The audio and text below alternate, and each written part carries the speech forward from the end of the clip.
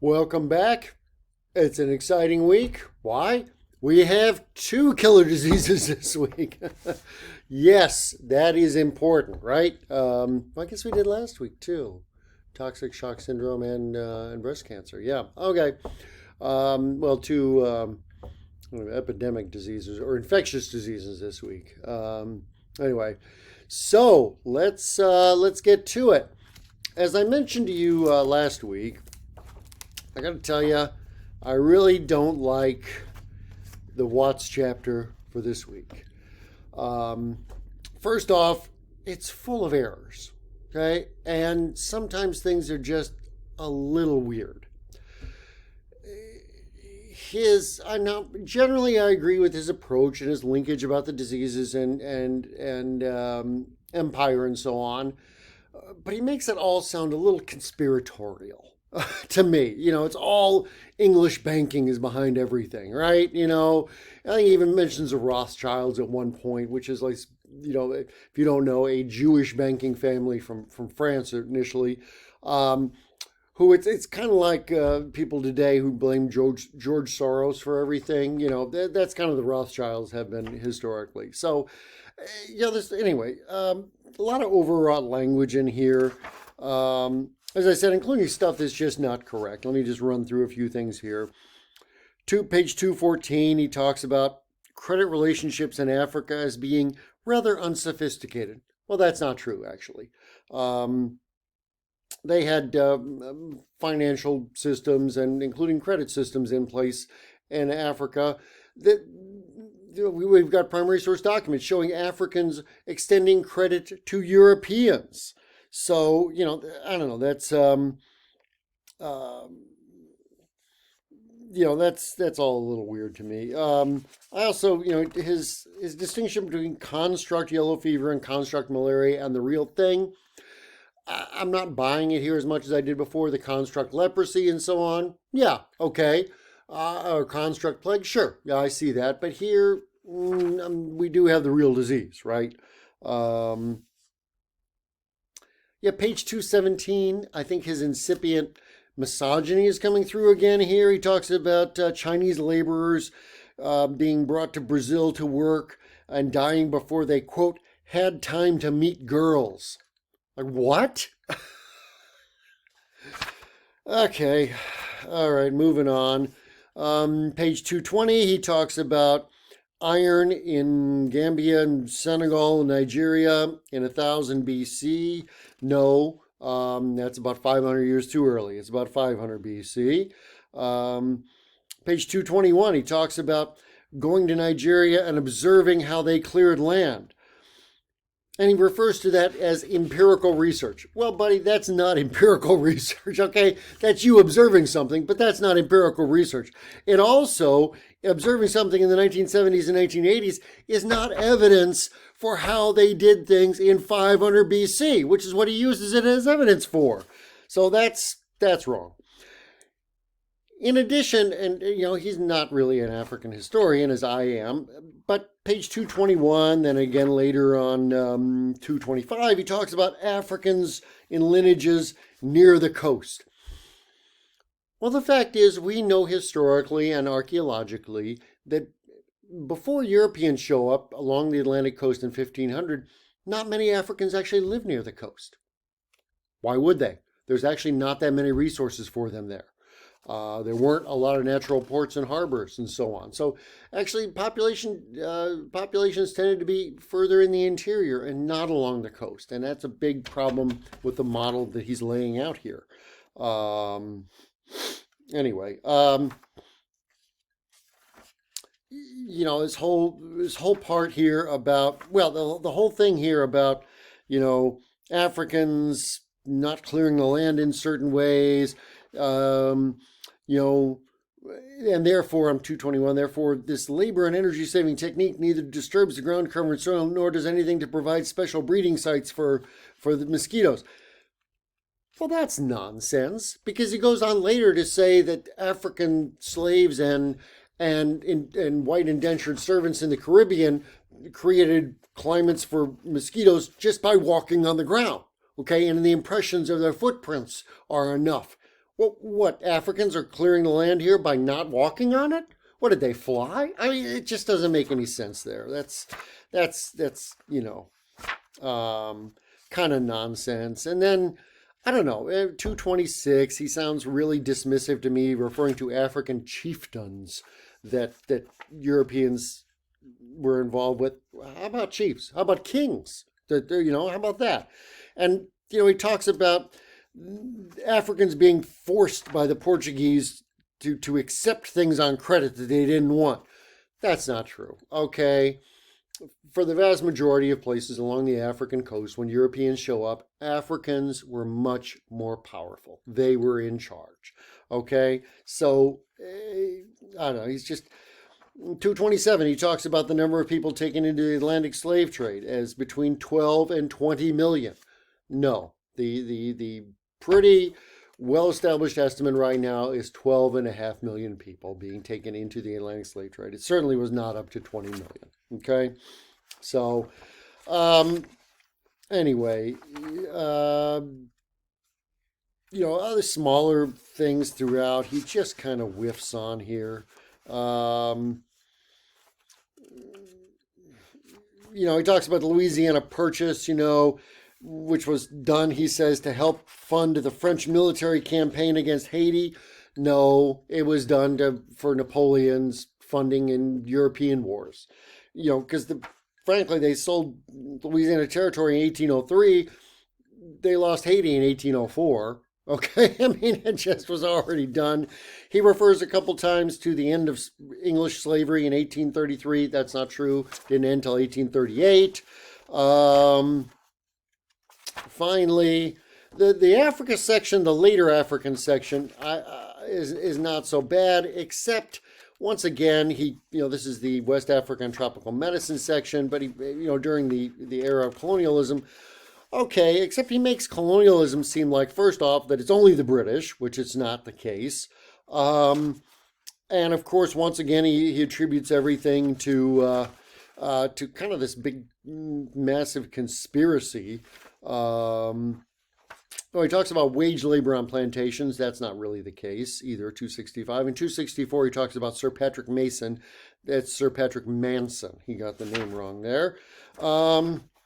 Anyway, but as I said, he also talks in this section. It makes it seem like it's only the English, and that's not the case. He even makes reference to the French taking kind of the leftover territory. That's not true. Actually, the French were the initial colonizers in North and West Africa. It was the British who kind of bring up from behind there. I don't know. Then I got to say, this is WTF moment here. Let me find it now. Yeah, page 254.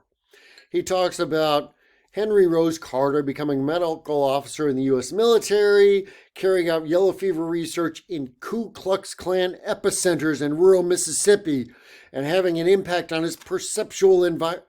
What? I don't even know what the hell he's talking about here. Okay. I would skim this. Like I said, the Africa section, the Cuba section are pretty good. Otherwise, you know what? Let's pay attention to what I got for you here, okay? I think he's a little wacky here. All right. Let's start. Let's talk about morbidity, disease, and mortality, death. Okay? World Health Organization estimates the burden of yellow fever during 2013 was 84,000 to 170,000 severe cases and 29,000 to 60,000 deaths worldwide. Okay? Not huge, but what is huge is the death rate of severe cases, which can be up to about 50%. So, yellow fever, yes, is a serious problem. Okay? Malaria, though, is a much bigger problem. 2019, 229 million cases globally, over 400,000 deaths. And I gotta say, that's also a little disproportionate, because we're going to see some places hit harder than others. So we have two very serious diseases here. All right, let's take a look at some medical facts and help explain some things here, okay? Because he combines them here together. I'm not sure I would have done that, other than the fact that they're both mosquito-borne, not really that much in common. Yellow fever is caused by a virus. All right, transmitted by mosquito vector, normally Aedes aegypti, can be some others. It's the first human virus actually to be isolated, disease-causing virus to be isolated in 1927. Symptoms, well, it's really hard. Fever, chills, nausea, backache. I got those things all the time, It's called getting old.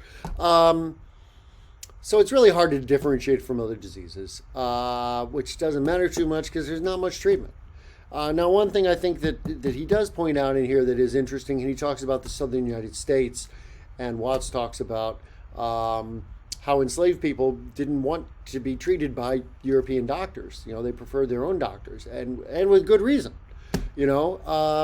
The only real treatment for yellow fever is treating the dehydration and bringing down the fever, and that's exactly what he describes in here that enslaved African Americans were doing, while at the same time, of course, avoiding European bloodletting and the stuff that's actually going to harm you. Anyway. You do get acquired immunity due to childhood infection, and that's a very important point because the disease tends to be milder in children. Sometimes it passes unnoticed, and then you can have lifetime immunity. That's a huge deal. We take a look at the yellow fever fact sheet here from the World Health Organization. Let me see if I can pull that up here. What do we got here? Here we go. Hopefully you can see that. Acute viral hemorrhagic disease transmitted by infected mosquitoes. Approximately half of those who develop severe symptoms die within 7 to 10 days. Okay? Here's the good news. It can be prevented by an extremely effective vaccine. A single dose of yellow fever vaccine is sufficient to grant sustained immunity and lifelong protection. That's actually fairly new. When I first got my first yellow fever vaccine, they made you get it every 10 years.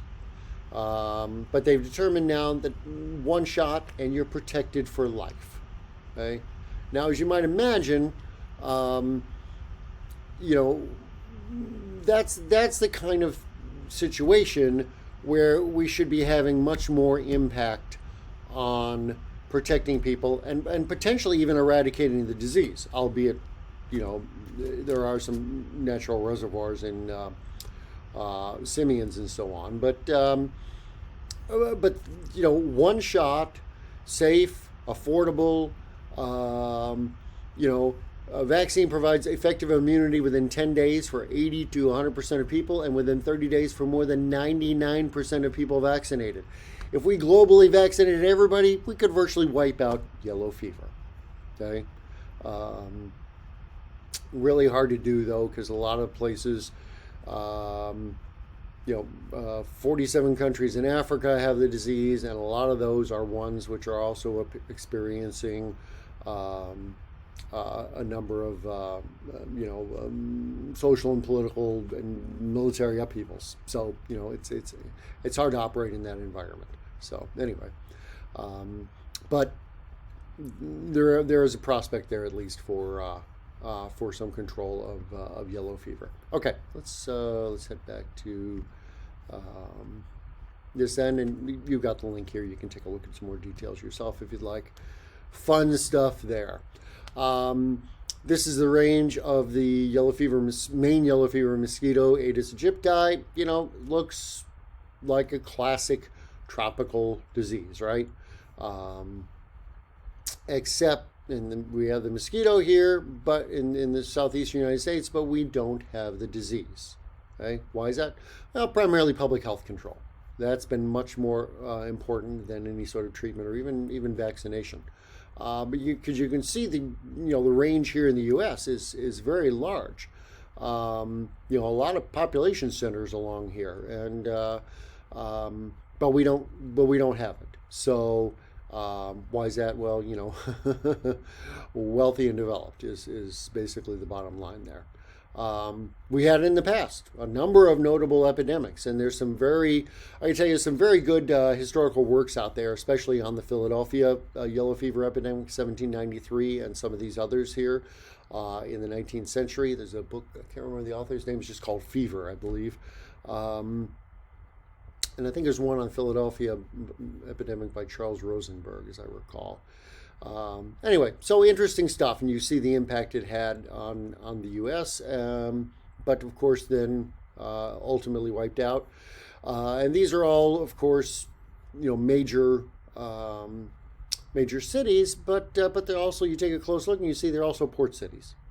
And that's then when the disease is brought in and susceptible population, the effective vector of mosquito, and that's when we've had outbreaks in the past.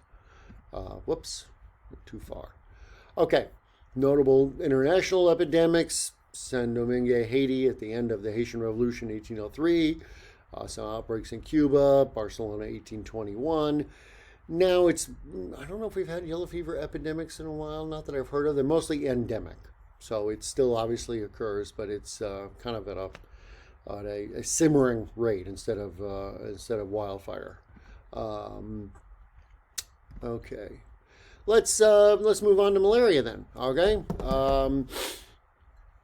Malaria is quite a bit different. As I said, also a disease transmitted by the mosquito, but it's not a bacterium or a virus, it's a parasite. And that makes a huge amount of difference. Okay? Reason I'll get into in just a minute. Well, implications, question mark? Well, obviously. If it's not a bacteria, you can't use antibiotics. It's not a virus. Well, a lot of viral diseases, we've developed vaccinations. Much harder to do against a parasite. Okay? Symptoms: headache, fever, chills, and so on. And I tell you, I had malaria. I was infected in Uganda, and then I went on vacation to neighboring Kenya, and that's where I got sick, and I thought I was going to die. Headaches like you can't believe, fever. I also had some vomiting, and so it was a whole 3D kind of experience, I gotta say. It was horrible. I'm laying there at night thinking, this is it. I'm not going to make it. I did make it. I had some emergency medicine that the U.S. Embassy nurse gave me just in case, and that seemed to have done the trick. But I don't recommend malaria. Okay. Let's take a look at the WHO fact sheet on malaria, because that's important things there. Here we go. In 2020, estimated 241 million cases of malaria worldwide. And estimated deaths, 627,000. That's a lot. Okay. But it's also a lot because most of that is in Africa. So that's globally. However, African region is home to 95% of malaria cases and 96% of malaria deaths. So we got a targeted population.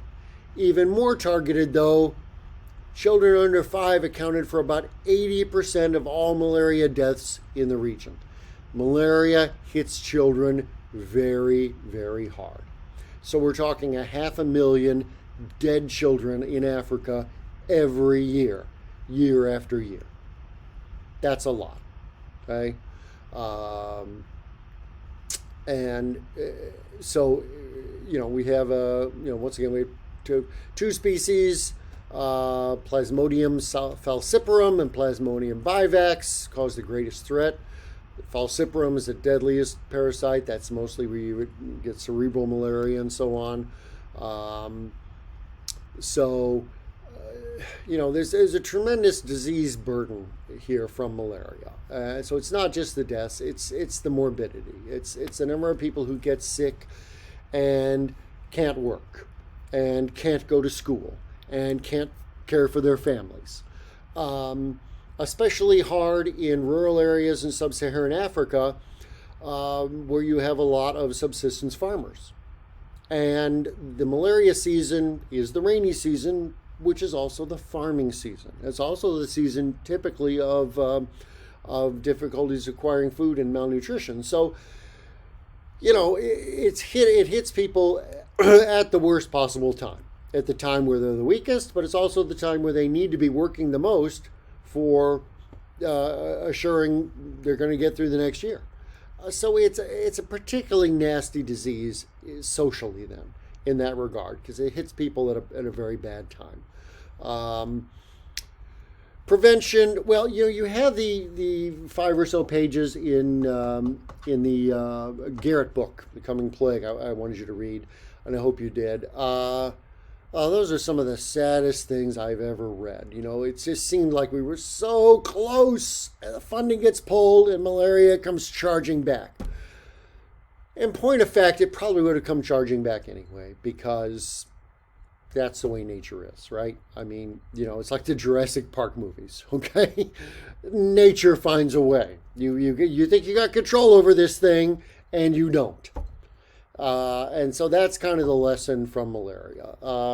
We've tried to control it in many ways, especially by controlling mosquitoes, and only sort of preventive there. There are preventive medicines, and Watts will talk about this and talk about chloroquine and quinine first, and chloroquine, which you can take. That's one of the reasons I got malaria. Was the newfangled, just off the out of the factory new medicine they gave me as a preventative didn't work. Also had nasty side effects, I got to tell you.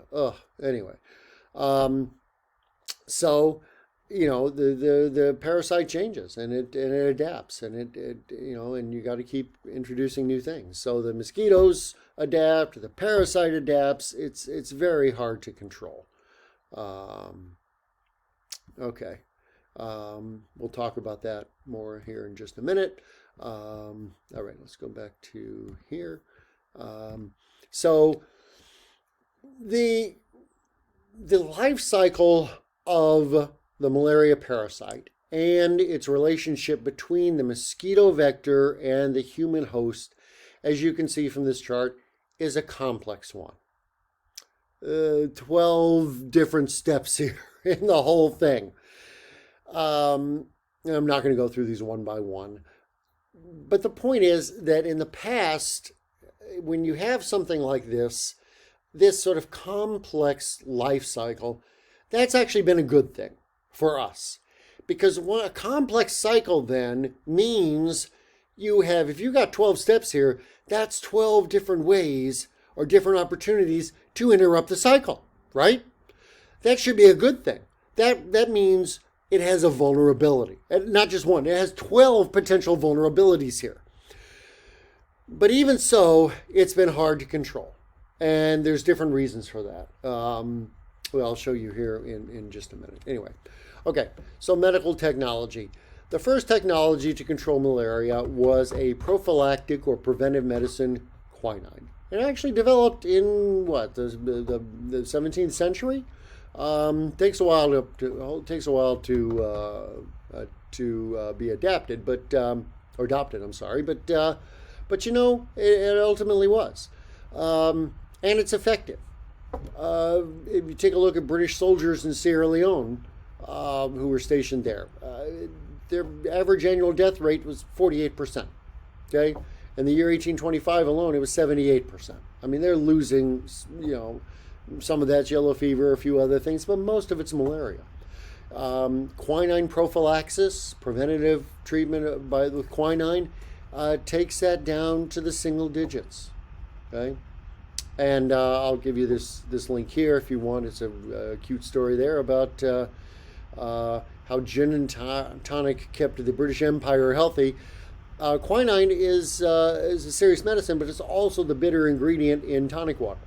And so that's actually how the gin and tonic got started, is the Brits were taking their anti-malarial medicine and covering up the bitterness with gin. So anyway, so we had a preventive medicine, but it's one that's, not 100% effective, certainly, also expensive, and you can't expect people to take it all the time, really. Then we have problem with malaria drug resistance, and you can take a look at that link there if you like.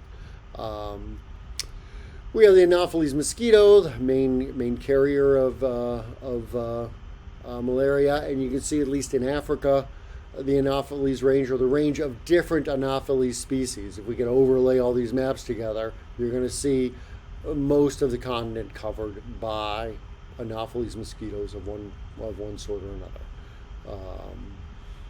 Malaria prevalence across the continent, then, pretty much classic tropical disease, right? 50 years of malaria in Africa, so from 1955 to 1994.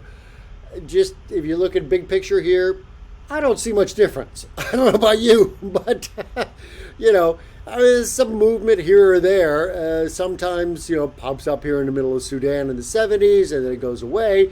But for the most part, it's prevalent all across Africa, and it hasn't been improved that much in these 50 years, right?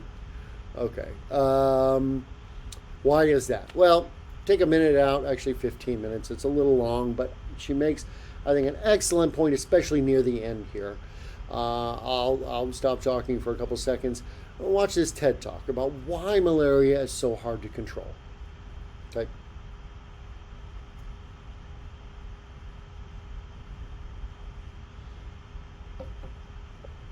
Okay, did you watch the video? I think that excellent point she makes at the end there, and a prescient point about face masks. And this was recorded before COVID hits. She's talking about the difficulty of getting people to wear masks all the time. Well, that's the same difficulty you get about people using treated bed nets to prevent malaria in Africa. I gotta say, and I've used bed nets. I use bed nets. When I lived in Uganda, I stayed for a month in this place, which was literally on the edge of a swamp.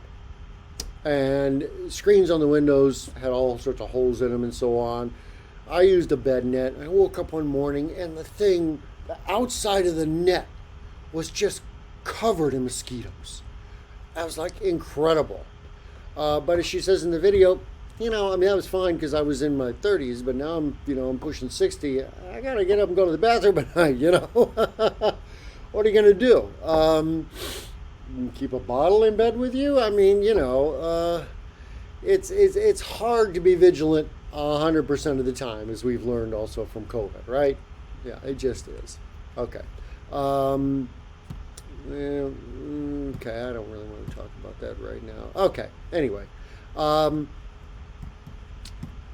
All right. The other thing, though, I want you to take a look at are those news stories about vaccines. Because you know what? There's some good news out there about malaria. There's 2 vaccines, and please read those stories.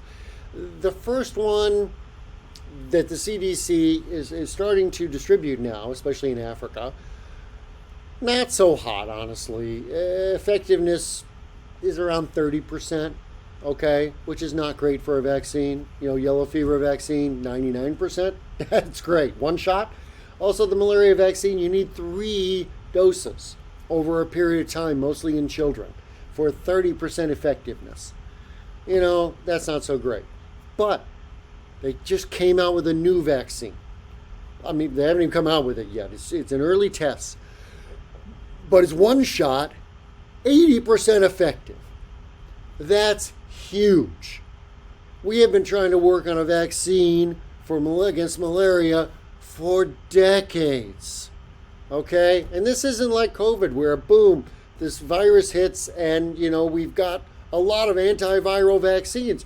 So you can just adapt to the same techniques, for COVID. And then we had effective vaccines against COVID very quickly. But malaria, once again, it's a parasite. It's a different type of thing. And it's been very hard to do. But you know what? It's looking positive.